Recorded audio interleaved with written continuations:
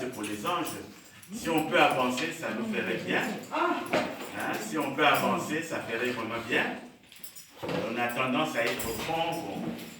C'est vraiment au fond quand il y a du monde. Alors il y a de la place devant. Il y a de la place devant. Laissons les anges derrière. Nous occupons les premières places. Alléluia. Amen. En tout cas, aujourd'hui, nous sommes un petit groupe. Et c'est pour cela qu'il ne faut pas que tu prennes le... Tu sais ce que tu vas faire. Bien. Nous allons commencer la parole de Dieu. Et pour cela, je nous invite à aller dans le livre d'Éphésiens.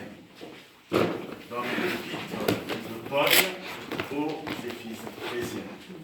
Éphésiens, c'est après Corinthiens. Après 2 Corinthiens. Éphésiens. Après Galates. Éphésiens, après Corinthiens, Galates, et puis vous avez Éphésiens. Nous allons prendre le chapitre 4. Nous allons prendre le chapitre 4. Elle sourit parce qu'elle l'a lu et elle a prêché dessus. Donc, l'esprit est le même. L'esprit est un. Donc, chapitre 4, nous allons lire du verset 17 au verset 32. Donc, nous prenons Éphésiens, chapitre 4, du verset 17 au verset 32. Et si nous avons la force d'être debout, nous sommes debout. Sinon, on reste assis, mais si vous avez la force, non, vous avez l'enfant, vous pouvez rester assis. Nous allons nous mettre debout pour lire la parole de Dieu. Éphésiens chapitre 4, du verset 17 au verset 32. Voici donc ce que je dis et ce que je déclare dans le Seigneur. C'est que vous ne devez plus marcher comme les païens qui marchent selon la vanité de leurs pensées. Ils ont l'intelligence obscurcie, ils sont étrangers à la vie de Dieu, à cause de l'ignorance qui est en eux, à cause de l'endurcissement de leur cœur. Ayant perdu tout sentiment, ils se sont livrés à la dissolution pour commettre toute espèce d'impureté jointe à la cupidité. Mais vous, ce n'est pas ainsi que vous avez appris Christ. Si du moins vous l'aviez entendu, et si conformément à la vérité qui est en Jésus, c'est en lui que vous avez été instruits à vous dépouiller.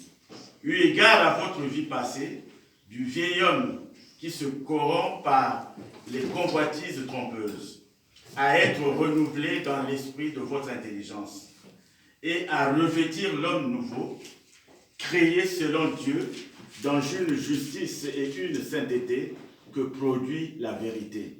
C'est pourquoi renoncez au mensonge et que chacun de vous parle selon la vérité à son prochain, car nous sommes membres les uns des autres.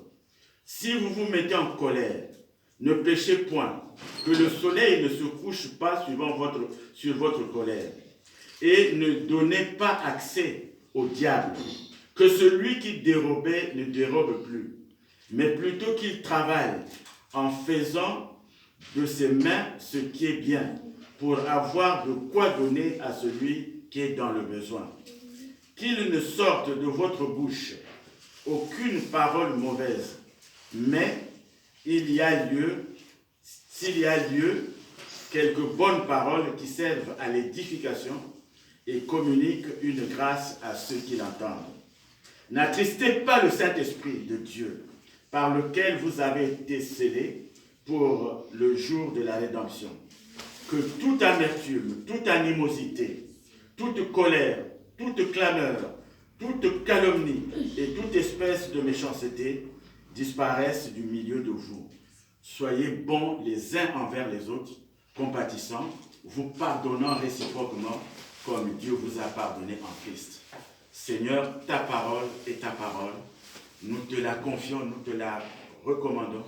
Seigneur, qu'elle nous en donne, ô Dieu, la révélation et qu'elle nous fortifie ce matin au nom puissant de Jésus. Dispose nos cœurs, que tout soit de toi, rien que de toi, au nom de Jésus. Amen. Amen. Asseyons-nous, bien-aimés. Nous parlons ce matin de Jésus, comme tous les dimanches d'ailleurs. Ce dimanche, nous allons faire un pas de plus avec Jésus. Donc le titre, un pas de plus avec Jésus-Christ. Nous allons faire un pas de plus avec Jésus. Vous savez, quand vous allez dans les Écritures, il y a Amos chapitre 3, verset 3, qui dit « Deux hommes peuvent-ils marcher ensemble s'ils ne se sont pas accordés ?» Pour marcher ensemble, il faut d'abord être d'accord. D'accord, savoir où on va, savoir comment on va y aller, savoir quelles sont les dispositions que nous allons prendre. Mais toujours est-il que pour marcher ensemble, il faut être d'accord. Aujourd'hui, faire un pas de plus avec Jésus-Christ, c'est d'abord être d'accord avec lui. Mais pour être d'accord avec Jésus, il y a une chose. Qu'est-ce que le Seigneur attend de toi? Qu'est-ce que le Seigneur attend de nous? Vous savez, il y a un point dans la Bible où Jésus va parler à ses disciples. Il va parler à ses disciples et le plus particulièrement, il parlera à Pierre. Il lui dit, Pierre, est-ce que tu m'aimes? Imaginez pour les gens qui sont mariés, le matin vous vous réveillez, et il y a votre mari qui vous demande, est-ce que tu m'aimes? C'est terrible, hein? Ou encore, votre femme le matin se lève et dit, mais mon chéri, est-ce que tu m'aimes? C'est une question qui est très forte. Ou encore, votre enfant se lève et vient vers vous, maman, est-ce que tu m'aimes? C'est une question qui est très forte. Mais Jésus l'avait posée à Pierre. Il dit à Pierre, Pierre lui dit, mais Seigneur, tu es omniscient, tu sais tout, tu vois tout, tu es omniprésent. C'est que tu sais que je t'aime. Il lui repose quand même la question 3 fois. Mais Jésus savait pourquoi il lui poserait cette question. Parce que, avec toutes les promesses qu'il avait faites, je vais t'aimer, je suis prêt à mourir pour toi, il lui dit non. Il lui dit non. Que le coq chantera quand tu m'auras déjà réveillé 3 fois.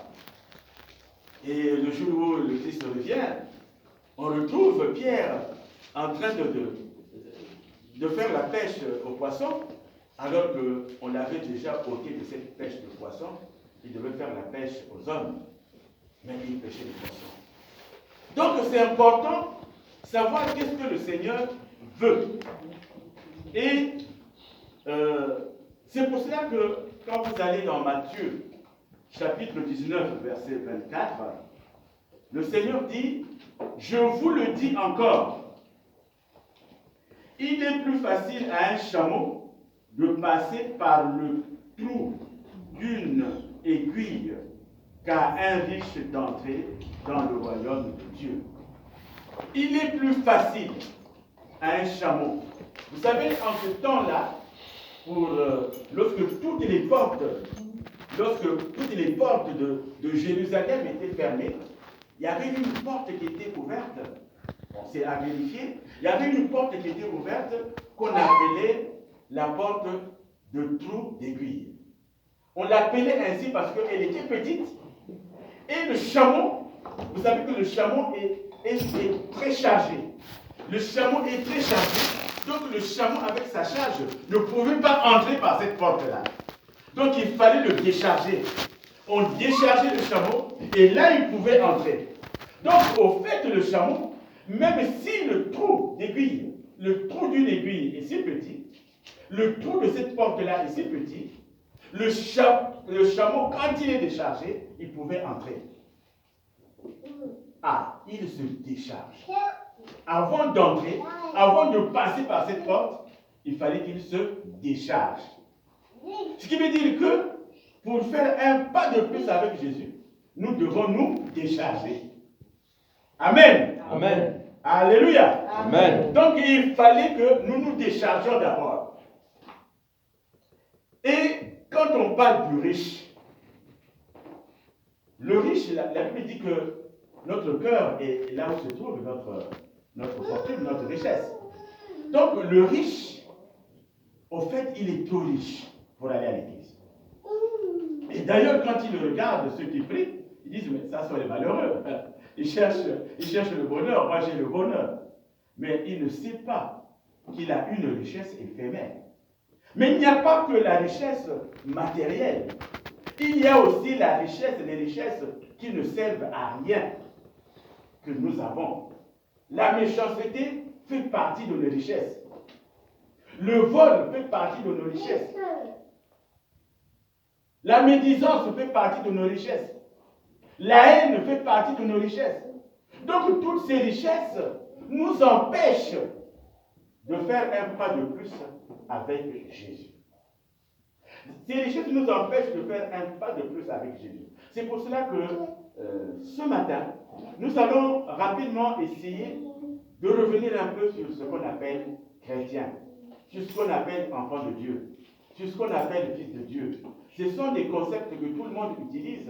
Est-ce que tout le monde a conscience de ces mots-là? Moi, je suis chrétien. Moi, je suis enfant de Dieu. Moi, je suis fils de Dieu. Est-ce qu'il y a un échelonnement entre chrétien, enfant de Dieu, fils de Dieu? Est-ce que c'est la même chose? Donc, rapidement, on va essayer de passer par là. Et nous allons aussi, parce que là, il nous dit de ne plus marcher sous la volonté de nos pensées. C'est quoi marcher sous la volonté de nos pensées? Et puis, il nous demande là aussi, la parole nous demande, l'apôtre Paul nous demande, poussé par le Saint-Esprit bien sûr, il nous demande aussi de nous dépouiller. Nous devons nous dépouiller. C'est quoi se dépouiller? C'est quoi se dépouiller? Et il nous demande aussi de faire, c'est-à-dire de devenir un homme nouveau. C'est quoi un homme nouveau? Donc, voilà assez rapidement dit, mais rapidement, comme je disais, le chrétien. Vous savez que la Bible nous dit, dans Actes des Apôtres, je crois, chapitre 11, verset 26, Actes des Apôtres, chapitre 11, verset 26, la Bible dit que c'est pour la première fois, et ça se passait à Antioche, c'est pour la première fois que les disciples de Jésus étaient appelés chrétiens. Et comme je ne cesse d'y revenir, nous savons ici, surtout dans ce pays où nous sommes, la France, ceux qui supportent quelqu'un sont baptisés du nom de la personne qui le supporte. C'est pour cela qu'on dit chiracien, ceux qui supportent Chirac. C'est pour cela qu'on dit sarkozien, ceux qui supportent Sarkozy. Ainsi de suite. Donc, en ce temps-là, comme eux, ils supportaient, moi je ne dirais pas supporter, ils se comportaient, ils se présentaient. Tout ce qu'ils faisaient, rappeler Jésus, ils se sont dit, mais ces gens-là sont comme Jésus. Donc, chrétien veut dire être comme. Ils sont comme Jésus. Ce n'est pas parce qu'ils portaient des croix. Ce n'est pas parce qu'ils avaient des foulards où c'était écrit Jésus. Mais c'est par leur manière d'être, leur manière de regarder, leur manière de rire, leur manière de parler, leur manière d'aimer, leur manière, en un mot, de vivre. Et ça rappelait, ah, ils sont comme Christ. Christ, ah, ils sont comme Jésus. Ils sont comme Christ, ils sont chrétiens. Et, enfant de Dieu, il faut aller dans 1 Jean, à partir du verset 11. 1 Jean qui dit que, avant le verset 11, il est dit qu'on parle d'une lumière. Cette lumière est allée vers les siens, mais les siens ne l'ont pas reçue. Et la Bible dit, à ceux qui l'ont reçue, puisqu'il s'agit de la lumière, elle leur a donné le pouvoir de devenir enfants de Dieu. Amen. Amen. Amen. Amen. Donc, on ne naît pas chrétien. Quelqu'un ne naît pas chrétien, mais nous le devenons. Et il y a beaucoup de façons de devenir chrétien. Vous connaissez la Grande Babylone. Dans la Grande Babylone, lorsque l'enfant est encore bébé, on le baptise. On lui met un peu d'eau, et regardez la suite. Les parents vont faire la fête, et les parents vont danser. Pendant ce temps, le petit est dans son berceau, et il danse. Personne ne songe à l'enfant, mais c'est lui qui a été baptisé. Ça, c'est le baptême de la grande Babylone. Mais nous qui sommes évangéliques, nous ne prenons pas le baptême de la sorte. Le baptême est une adhésion. Le baptême est une adhésion. C'est-à-dire qu'on adhère. Et pourquoi on adhère? Parce qu'on a écouté la parole. Parce qu'on a compris la parole de Dieu. Parce qu'on s'est dit, maintenant je peux m'engager. Maintenant je peux me faire baptiser. Maintenant je suis convaincu. Donc nous devenons chrétiens par adhésion. Je vais changer maintenant ma façon de regarder. Quand je regardais les gens, c'était toujours avec un dédain. Je prenais toujours la hauteur. Moi, j'étais comme ça. Moi, j'étais comme ça. Moi, j'étais comme ça. Tout ce que je portais était meilleur. Donc, ma démarche changeait. Mes chaussures étaient spéciales. Mais quand je rencontre Jésus-Christ, cette parole-là qui a touché Pierre, lorsque tous les autres étaient partis, Jésus se retourne vers Pierre. Jean chapitre 6, verset 68. Jésus se retourne vers eux et dit, mais vous les 12, pourquoi vous ne partez pas? Pierre qui dit, mais à qui irions-nous? À qui irions-nous? C'est toi qui as la parole de la vie éternelle. À qui irions-nous? C'est toi qui as la parole de la vie éternelle. La Bible dit que la foi vient de ce qu'on entend, et ce qu'on entend vient de la parole de Dieu. Donc c'est lorsqu'on écoute la parole. Mais nous remarquons que dans les églises, le moment de la parole, c'est le moment où les gens choisissent pour penser à leurs affaires. Le moment de la parole, c'est le moment où les gens choisissent pour faire des programmes qui n'ont rien à voir. C'est pour cela que beaucoup d'enfants de Dieu dans des églises sont restés des canards. Ils sont restés des canards. Vous savez, le canard a la difficulté pour voler, mais eux, ils sont restés des canards.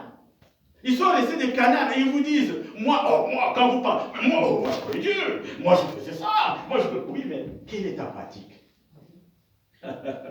Quelle est ta pratique? Tu as quelle pratique? Est-ce que c'est différent par rapport à ceux qui ne connaissent pas Jésus? Qu'est-ce qui fait la différence entre toi et ceux qui ne connaissent pas Jésus? Vous êtes une épouse. Dans la maison, rien n'a changé. On vous appelle Madame Colère. Vous avez des colères automatiques. Ne fût-ce que le regard du mari. Pourquoi tu me regardes comme ça? Hein? Tu commences. Rien que son regard. Comment voulez-vous que le mari puisse venir à l'église? Toi qui y vas, tu n'as pas changé. Vous êtes un homme. Vous êtes un homme. Tu es Monsieur Colère. Quand tu rentres, madame a une petite minute de retard, la nourriture n'est pas là. Alors Mais qu'est-ce qui a changé en toi? Vous savez, il y a des gens qui ont des épaules comme ça. Et pour les redresser comme ça, ce n'est plus possible. Parce que les épaules étaient comme ça, et c'est parti. Et pour les remettre comme ça, ce n'est plus possible. Il y en a qui ont des épaules comme ça. Il marche avec des épaules comme ça. Vous vous dites, mais pourquoi il est comme ça? Mais parce qu'il était fier. Mais quand tu as laissé tes épaules comme ça, pour les remettre comme ceci, ce n'est plus possible. C'est ça le problème de chrétien. Tu es devenu enfant de Dieu, certes, mais qu'est-ce qui a changé en toi? Quels sont les changements dans ta maison? Comment as-tu changé? Qu'est-ce qui a changé chez toi? Ce qui importe, ce n'est pas de dire que moi je connais Jésus, moi j'ai servi Jésus. Mais c'est la pratique. C'est la pratique. C'est comme quelqu'un vous lui donnez la voiture à conduire. Il vous dit, moi j'ai des grands permis, moi j'ai le permis D, je peux conduire le grand bahut. Mais quand vous le mettez dans la voiture, il ne sait même pas comment passer les vitesses, il tremble. Il tremble, mais tu as des permis. Mais tu as des permis de conduire la voiture. Donc on reconnaît l'arbre par ses fruits. Vous allez voir que dans un village, vous avez 2 orangers. il y a un oranger qui donne des bons fruits, il y a un autre qui donne des mauvais fruits. Vous allez voir que les fruits du bon oranger seront mangés, sollicités par tout le monde. Mais le mauvais fruit, le mauvais oranger, en tout cas ces fruits finiront par tomber, les enfants, par tomber, mais celui qui est bon, tout le monde va se... C'est-à-dire, c'est par ces fruits qu'on reconnaît l'arbre. Le chrétien, maintenant nous on a cette facilité. Tu vas quelque part, tu dis tu es chrétien. Moi je suis chrétien. Et il y a un pasteur qui disait, mais est-ce que nous sommes chrétiens ou nous sommes crétins? Est-ce que nous sommes vraiment chrétiens ou nous sommes crétins? Partout où nous allons, je suis chrétien. Moi je prie. Oui, mais tu pries. Mais qu'est-ce qui a changé en toi? Tu étais un orgueilleux et tu restes orgueilleux. Tu étais un vantard et tu restes vantard. Tu étais un voleur et tu restes voleur. C'est pour cela que nous les appelons des canards. Des canards, vous savez, le canard pour voler, le canard. Ils roulent sur place là, les canards. Ce sont des canards. Dans les églises, nous avons des canards. Or que l'objectif, c'est d'être un aigle royal. L'aigle ne fait pas d'effort. L'aigle ne vole pas, il plane. Il plane, l'aigle. Il plane. C'est être un aigle royal. Et pour cela, nous devons regarder notre pratique. Notre pratique. C'est ce qui nous manque. Nous devons nous examiner. La Bible dit, regarde d'où tu es tombé. Regarde d'où tu es tombé. Nous devons nous examiner. Examine-toi. Regarde d'où tu es tombé. Et oui. Et puis, enfant de Dieu. C'est un mot qui est bien aussi. Mais je veux vous inviter à lire un passage. Je veux vous inviter à prendre la Bible. Il y a un passage que nous allons lire, si c'est possible. C'est Galates 4. Galates, c'est avant Éphésiens. Galates 4. C'est pas grand comme... Galates 4. C'est-à-dire la différence entre un enfant de Dieu et un fils de Dieu. Alors c'est l'apôtre Paul, une fois de plus, qui nous l'explique. Galates 4, nous allons lire du verset 1 au verset 9. Je lis la parole de Dieu. Galates 4, verset 1 au verset 9. Je lis la parole de Dieu. Or, aussi longtemps que l'héritier est enfant, je dis qu'il ne diffère en rien d'un esclave, quoiqu'il soit le maître de tout. Mais il est sous des tuteurs et des administrateurs jusqu'au temps marqué par le Père. Nous aussi, de la même manière, lorsque nous étions enfants, nous étions sous l'esclavage des rudiments du monde.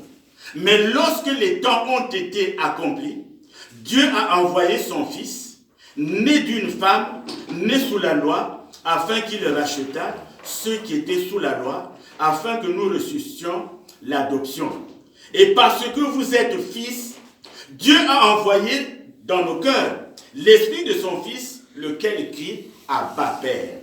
Ainsi, tu n'es plus esclave, mais fils.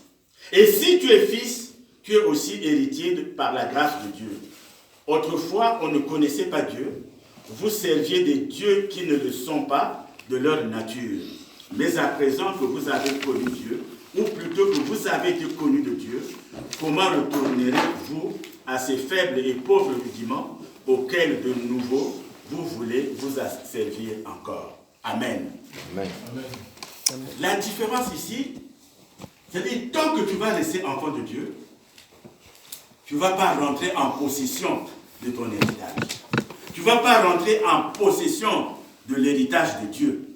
Or que pour entrer en possession de l'héritage de Dieu, il faut être fils.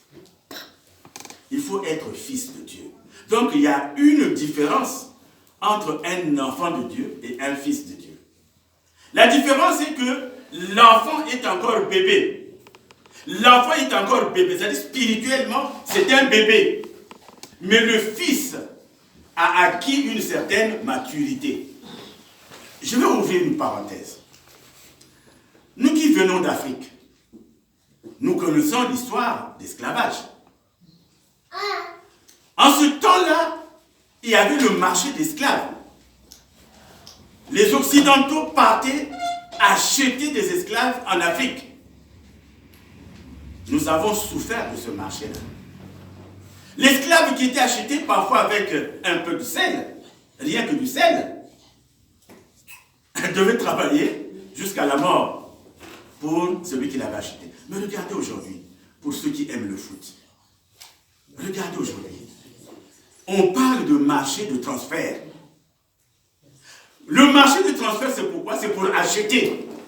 On achète qui? On achète des êtres humains qui sont des stars. Il y a un qui a été acheté là il n'y a pas longtemps, 120 millions. Mais celui qui achète, il dit, bon, maintenant pour quitter là où tu as été acheté, il faut 800 millions d'euros. C'est de l'esclavage. On ne se rend pas compte. Il y a même des joueurs c'est-à-dire pour les prendre d'une équipe, il faut 1 milliard. Ils ne se rendent pas compte. C'est-à-dire, mais nous qui aimons le foot, nous applaudissons. Quelle star! Mais on est reparti à l'esclavage. Le jeu appartient à celui qui le pratique. Quand nos enfants jouent, c'est avec joie. Mais eux, ils appellent ça du business. C'est un retour, je vous dis, à l'esclavage. Parce que quand on t'a acheté 120 millions ou 220 millions, pour que tu repartes, il faut maintenant verser 800 millions d'euros. Je ne sais pas si vous vous représentez, nous qui sommes africains, 800 millions. Essayez de convertir ça en francs CFA. Ça fait de l'argent. Mais quand nous allons au terrain, on applaudit. On ne sait pas que ceux qui sont en train de jouer sont des esclaves. On ne sait pas. Ce sont des esclaves. Ils n'ont plus leur liberté. Donc nous repartons à ces choses-là. Mais heureusement que nous, chrétiens, nous vivons dans le monde, mais nous ne sommes pas du monde. Heureusement que nous vivons dans ce monde-là, mais nous ne sommes pas du monde. On peut le lire dans Jean 17, verset 14. La Bible dit, « Je leur ai donné la parole, et le monde les a haïs. Je leur ai donné la parole, et le monde les a haïs. Parce qu'ils ne sont pas du monde, comme moi je ne suis pas du monde. » Jean chapitre 17, verset 14. C'est-à-dire celui qui reçoit la parole de Dieu vit dans le monde, mais il n'est plus du monde. Or que nous vivons dans le monde et nous sommes, pour la plupart, c'est-à-dire les canards. Les canards sont encore du monde. Les canards sont encore du monde. Les canards, ce sont ces gens que vous voyez à la gare, qui perdent le temps quand le train arrive, ils guettent là, ils guettent. Dès qu'il voit le contrôleur qui vient pointer son nez, il est là. Donc il est obligé de courir pour aller un peu au fond, de façon que... Et puis quand il arrive à un autre arrêt, il regarde si le contrôle va aller. Ça, c'est un canard. C'est un canard parce que tu vas travailler, non pas gratuitement, mais tu vas travailler pour ramener de l'argent. Et dans ce que tu ramènes, on te paye au moins ton billet, on te paye au moins ta carte jusqu'à Montreux. Mais comme il faut payer Montreux-Sens, tu es obligé de... Tu es un canard. C'est ça les canards. Ils ont des difficultés à voler, ils ont des difficultés. Mais l'aigle... Donc aujourd'hui, dans les églises, nous trouvons beaucoup de canards. Il y a des gens, quand vous lui dites, il y a des années, ici dans l'église, on disait, bon, nous allons faire un jeûne de 40 jours. Vous demandez à ceux qui étaient là, 40 jours. Et on l'a fait, je crois, 2 ou 3 fois. On commençait peut-être une vingtaine, mais jusqu'au 40e jour, on n'était que 4. 4.